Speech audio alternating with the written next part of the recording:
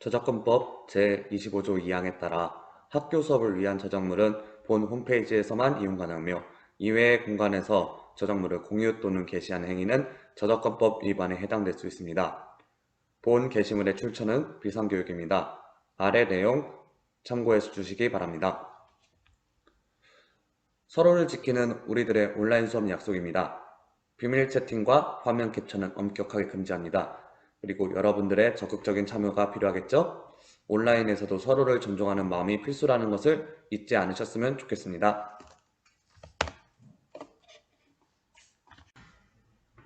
안녕하십니까? 네, 안녕하세요. 회원중학교 1학년 9반 10반 사회를 담당하게 된 김동건이라고 합니다. 여러분, 대단히 환영합니다. 여러분, 저 처음 보죠? 저와 여러분의 첫 만남이니만큼 여러분들과 여러 가지 이야기를 해보고 싶었습니다. 저에 대한 질문도 받아보고 저도 여러분들께 물어보고 싶은 것을 물어봄으로써 저와 여러분이 서로 알아가는 시간을 가지려고 했지만 지금 코로나19 사태가 대단히 심각합니다. 이 때문에 여러분과 저와 알아가는 시간은 오프라인 개학 이후로 미뤄야 할 것 같습니다. 이 부분은 여러분들께 대단한 양해를 부탁드립니다. 여러분, 교과서들 다들 챙겨오셨나요? 아직 안 챙겨온 친구들은 잠깐 정지 버튼을 눌러주시고 교과서를 챙겨주시기 바랍니다. 다 챙겨오셨으면 교과서 14페이지 펴주시기 바랍니다. 여러분, 저번 시간에 홍경욱 선생님과 어떤 것에 대해서 배웠는지 기억하십니까? 네, 맞아요. 지도에 대해서 여러분들 배우셨을 거예요. 지도가 어떻게 분류가 되는지, 지도의 종류가 어떻게 되었는지 저번 시간에 배웠습니다. 여러분 맞나요? 네, 좋습니다. 그러면은 간략하게 형성평가 먼저 해보고 시작해 보도록 하겠습니다. 형성평가입니다. 지표면에 여러 가지 지리적 현상을 약속된 기호를 사용해 평면으로 나타낸 그림. 이것을 여러분 무엇이라고 할까요? 네, 여러분들 다들 똑똑하네요. 지도라고 합니다. 그렇다면 지역의 자연 환경 및 인문 환경을 종합적으로 나타낸 지도를 무엇이라고 할까요? 선생님이 힌트를 하나 드릴까요? 지도를 사용 목적에 따라 구분을 하면 일반도 또는 주제도로 구분이 가능합니다. 이 두 가지 중에 하나 같은데 여러분 한번 저번 시간에 배웠던 내용을 되새겨보면서 생각해 주시기 바랍니다. 네, 맞습니다. 일반도입니다. 여러분 다 맞춰주셨죠? 대단히 훌륭합니다. 잘하셨습니다. 만약에 맞추지 못한 친구들도 너무 당황하거나 또는 절망하지 마세요. 한 번 더 복습하고 지금부터 다시 알아가면 되는 거니까요. 네, 다음으로 넘어가도록 하겠습니다. 저번 시간에 이어서 이번 시간에 배울 내용은 대단원 1단원 내가 사는 세계입니다. 이 중에서 이번 시간에는 소단원 2단원 위치와 인간 생활 중 첫 번째 주제인 위치는 어떻게 표현할 수 있을까에 대해서 배워보도록 하겠습니다. 위치를 표현한다는 것이 여러분들께 생각보다 생소하고 어려울 수 있습니다.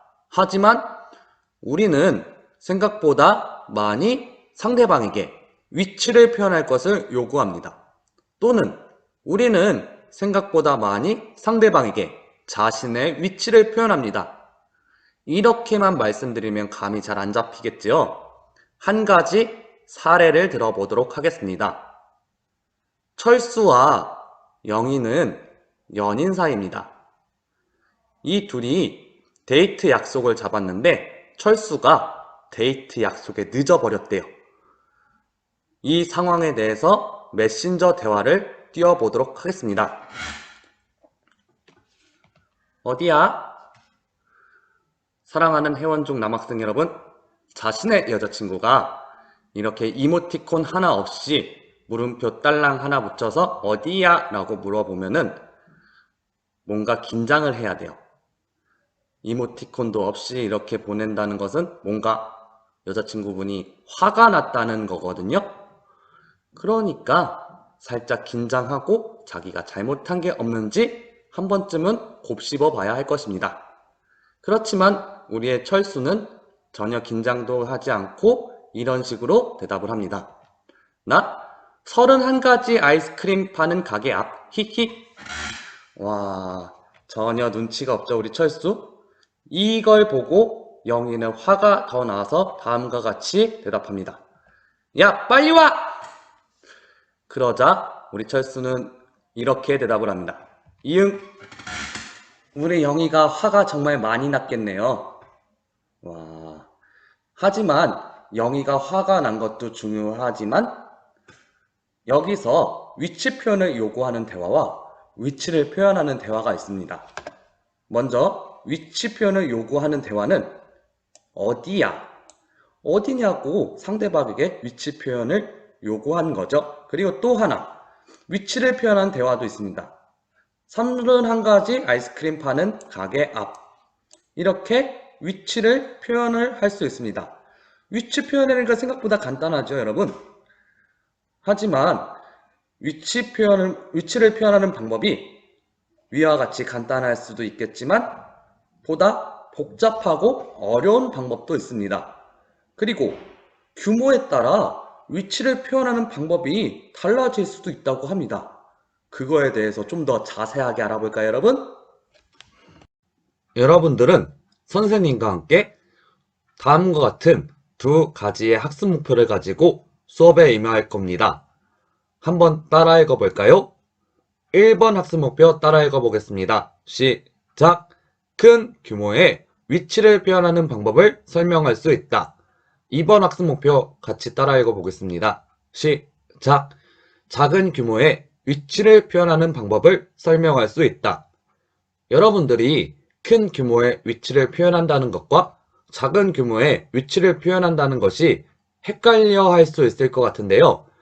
큰 규모의 위치를 표현하는 것은 적어도 국가 단위의 위치를 표현하는 것을 큰 규모의 위치를 표현한다고 볼 수 있습니다. 한 가지 사례를 들자면 세계지도에서 대한민국의 위치를 찾는 것 정도가 될 수 있겠네요.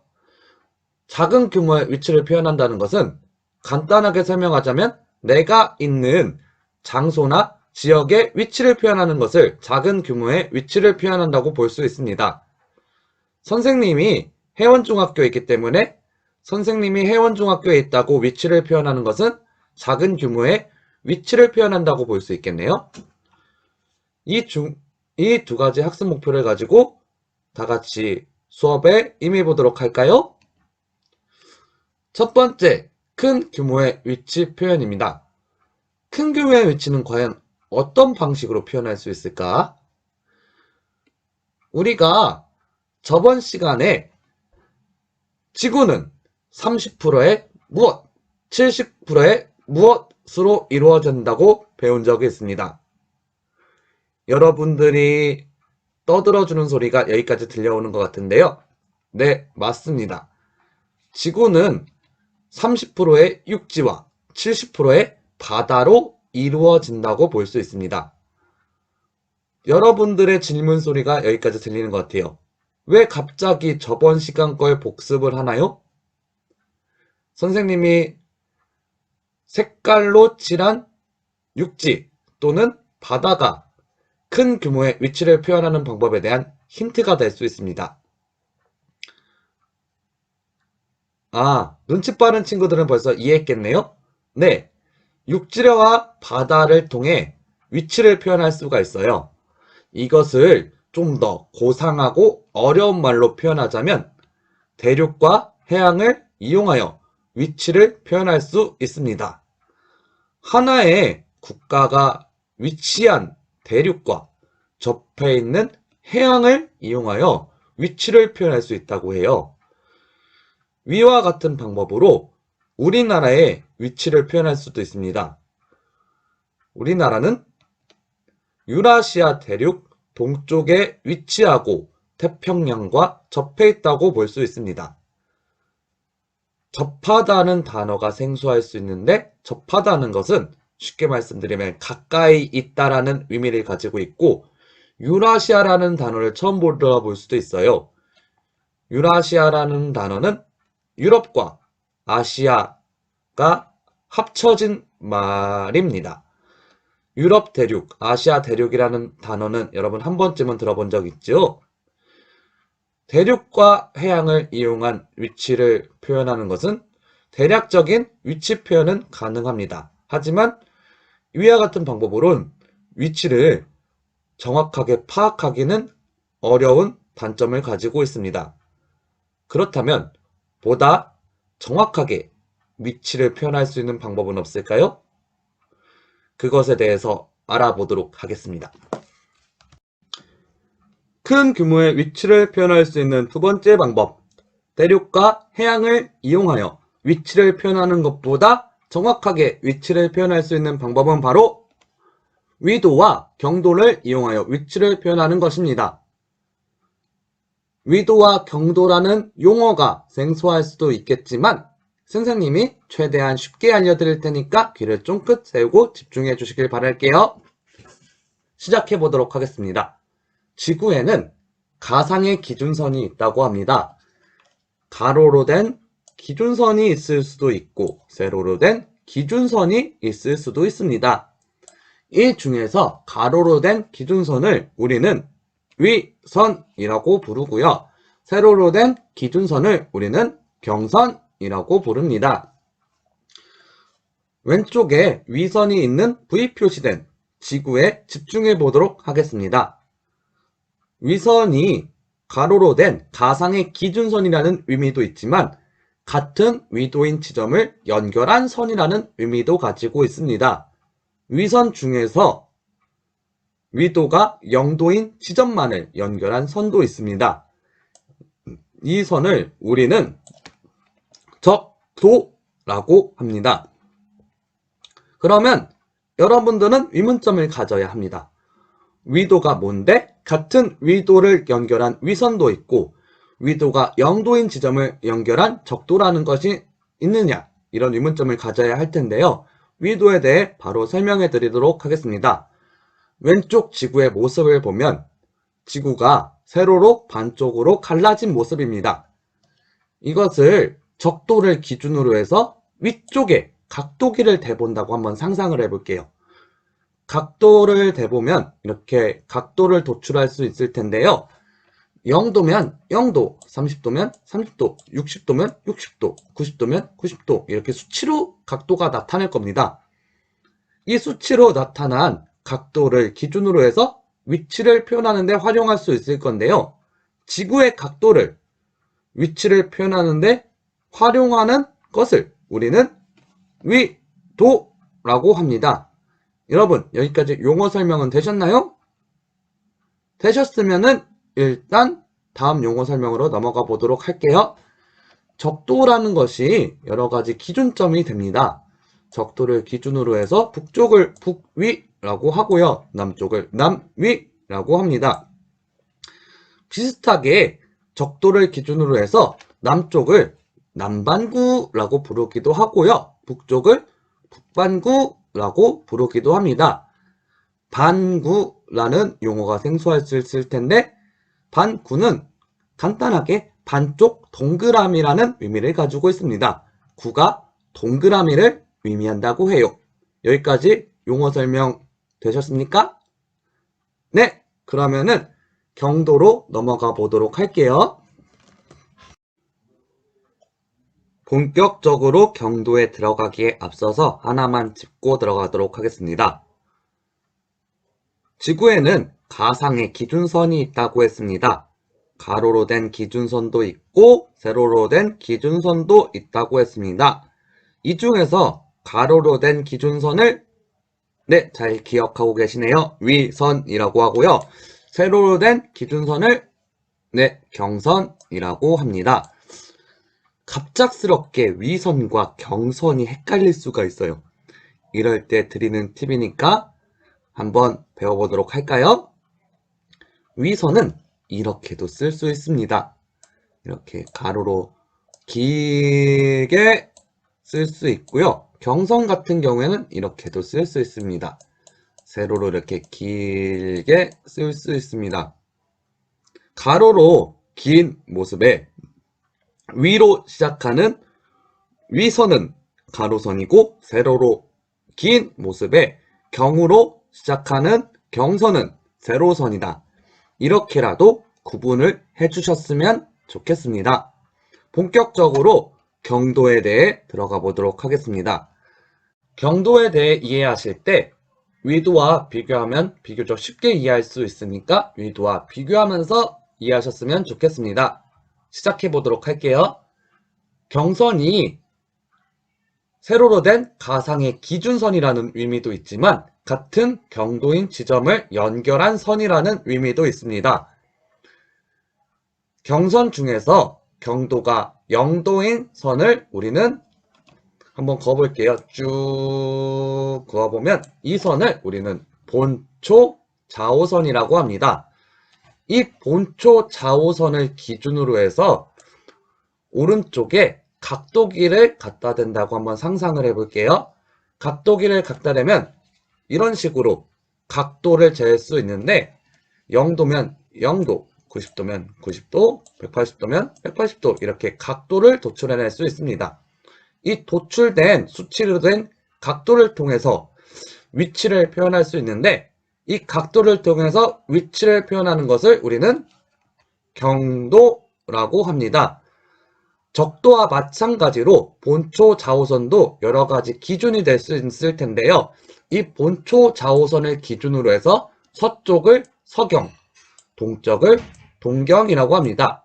여기까지 용어 설명은 됐습니까?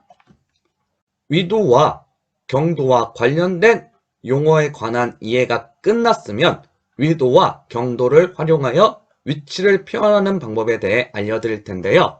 우선적으로 위도는 적도를 기준으로 북위 0도에서 90도 사이, 남위 0도에서 90도 사이로 나타낼 수 있고, 경도는 본초 4호선을 기준으로 동경 0도에서 180도 사이, 서경 0도에서 180도 사이로 나타낼 수 있습니다.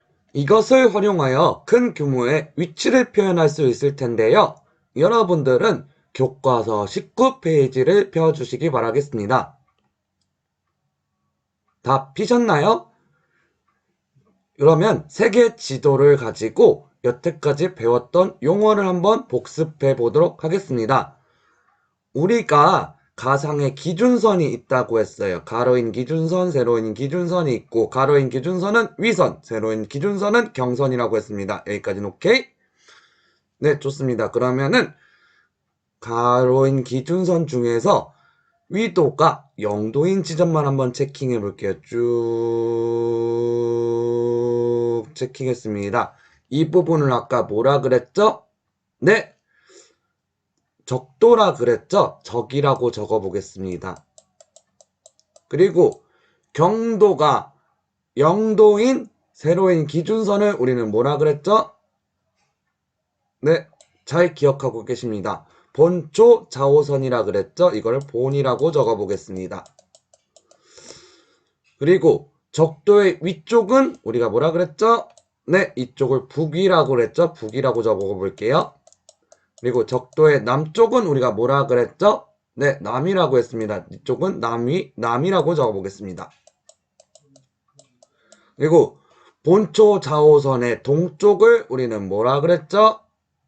네, 동경이라고 했습니다. 이쪽을 동이라고 적어 보겠습니다. 본초 좌우선의 서쪽은 우리는 뭐라 그랬죠? 네, 맞습니다. 서경이라고 했죠? 이거를 서라고 적어 보겠습니다.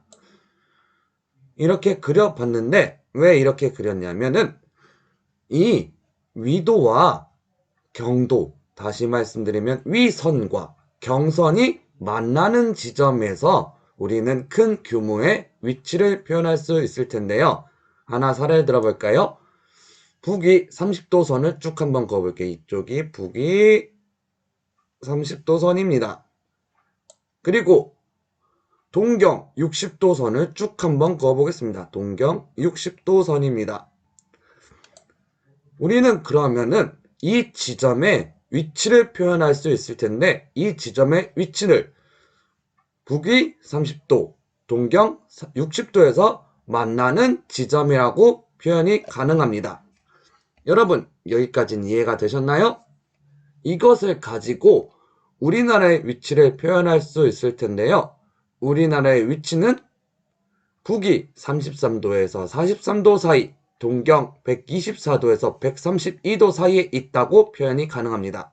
여러분, 여기까지는 이해가 되셨나요? 네, 다음으로 넘어가 보도록 하겠습니다. 작은 규모의 위치를 표현하는 방법입니다. 작은 규모의 위치란 다시 한번 말씀드리면 특정 장소, 예를 들면 내가 있는 장소에 대해 위치를 표현하는 것을 작은 규모의 위치를 표현한다고 합니다. 작은 규모의 위치를 표현하는 방법 중에 가장 간단한 방법은 여러분, 편지 쓸 때 내 무엇과 상대방의 무엇을 쓸 텐데 그것이 무엇인지 아시나요? 네, 내 주소와 상대방의 주소를 쓰지요. 이 주소라는 것은 행정구역을 근거로 위치를 나타낸 것입니다. 현재 우리나라는 도로명과 건물 번호로 위치를 나타내는 도로명 주소 체계를 시행하고 있습니다.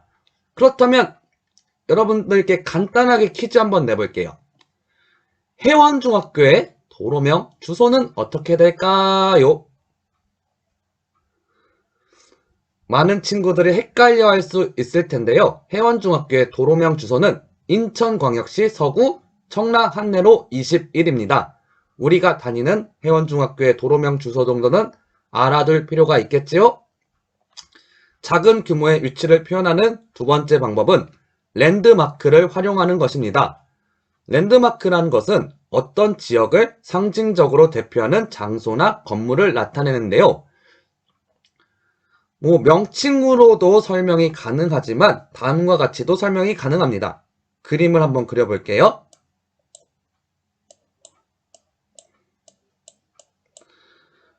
이 그림을 보고 무엇이 떠오르나요? 잘 알아보지 못할 수도 있는데 이집트의 피라미드를 기호로 나타낸 것입니다. 이렇게 기호로도 랜드마크를 나타낼 수 있습니다. 저번 시간에 했던 내용 한 번만 더 복습해 볼까요? 지도를 구성하는 요소에 대해서 여러분들이 배웠을 텐데 혹시 아직까지 기억하고 계시나요? 네, 잘 기억하고 계시네요. 첫 번째, 축적이었고 두 번째, 방이었고 세 번째, 기호였습니다. 랜드마크, 청라 일동의 랜드마크는 과연 어떤 게 있을까요, 여러분? 네, H 대형마트, L 대형마트, C모 영화관 등등 여러가지 랜드마크가 있습니다. 기업의 초상권 때문에 명확한 기업의 명칭을 소개하지 못하는 점은 여러분들께 대단히 양해를 구하고요. 내가 사는 곳의 위치 표현하기. 여러분은 교과서 페이지 15페이지 하단을 참고해 주셨으면 좋겠습니다. 1의 빈칸에 들어갈 말을 쓰고 이 빈칸에 들어갈 말을 쓰기 위해서 큰 규모의 위치를 표현하는 방법을 활용해야 되는데요. 아까 큰 규모의 위치를 표현하기 위해서 대륙과 해양을 이용할 수도 있다고 했고 위도와 경도를 이용할 수도 있다고 했습니다. 이 부분을 참고하셔서 문제를 풀어주셨으면 좋겠고요. 랜드마크가 될 수 있는 장소, 우리 주변에서 랜드마크가 될 수 있는 장소를 골라보자는 문제는 3번에 글에 소개되어 있는 랜드마크가 될 수 있는 장소를 한번 띄워보도록 하겠습니다. 대화역이 될 수 있고 킨테스가 될 수도 있고 대화중학교가 될 수도 있습니다. 이것과 같이 우리 주변에 랜드마크가 될 수 있는 장소를 찾아서 교과서에 적어주셨으면 좋겠습니다. 그리고 형성평가 링크 띄워드립니다. 이것과 별개로 형성평가 링크를 띄워드릴 테니까 이곳에 들어가셔서 형성평가도 풀어주셨으면 좋겠습니다. 형성평가 링크는 네이버 밴드에도 따로 띄워드릴 예정이오니 그곳에 가셔서 푸셨으면 좋겠습니다. 여러분, 이번 시간 내용 어떠셨나요? 재밌고 유익한 시간이 되셨으면 좋겠네요. 다음 시간에는 위치와 인간 생활 중 두 번째 주제인 위도는 인간 생활에 어떤 영향을 끼칠까에 대해서 배워보도록 하겠습니다. 여러분, 다음 시간에 만나요.